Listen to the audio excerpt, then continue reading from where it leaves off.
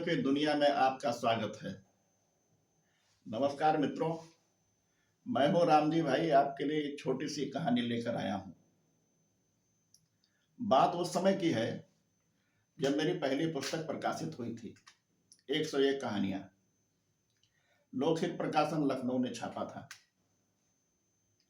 हमारे कॉलेज के समय के एक बड़े विद्वान आचार्य थे, संस्कृत और व्याकरण के बड़े ज्ञाता थे। अब वो इस दुनिया में नहीं है, इसलिए उनका नाम नहीं लूंगा। उस समय मैं उनके घर पर गया,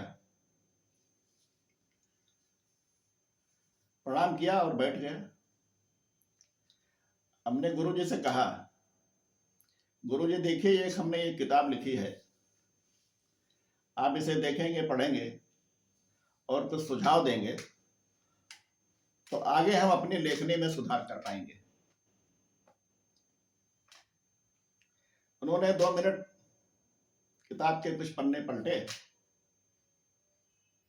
और फिर हमारी तरफ देख कर बोले, कहिए नए लेखक महोदय, चाय पियोगे? अब पीने की इच्छा तो नहीं थी, फिर भी वो इतने सीनियर थे, हमारे इतने बुजुर्ग थे कि उनके आग्रह को मैं टाल नहीं सका और हमने कहा, हाँ गुरुजी, चाय पिएंगे। फिर उनका दूसरा सवाल था, कैसे चाय पियोगे? चरित्रवान के चरित्रहीन? उनकी ये बात सुनकर मैं तो असमंजस में पड़ गया, क्या बोलूं। फिर हमने कहा, चरित्रवान ही पिएंगे गुरुजी। फिर कुल्हड़ में चाय बन करके आई, चाय पी लिया। लेकिन बाद में हमको रहा नहीं गया। हमने गुरुजी से पूछा, गुरुजी आपने जो पहले कहा था वो चरित्रहीन चाय क्या है? तो हमारी तरफ देखकर मुस्कुराए, ओ बताता हूं, चरित्रवान चाय क्या है और चरित्रहीन चाय क्या है। चरित्रहीन चाय वो है जो एक प्याली में आती है,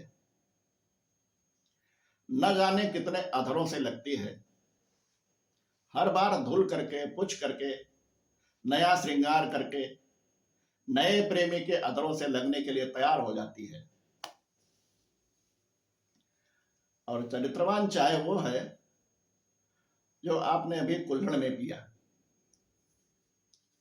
मिट्टी, पानी, अग्नि, पंच तत्वों से निर्माण होकर के एक अधर से लगती है और पुनः मिट्टी, पानी, अग्नि, पंच तत्वों में विलीन हो जाती है। वो चरित्रवान चाय है।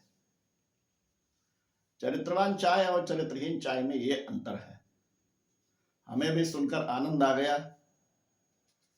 आइए सुने तो कुछ अच्छा सुने। अगले हफ्ते फिर एक नई कहानी आपके लिए लेकर के आएंगे। नमस्कार।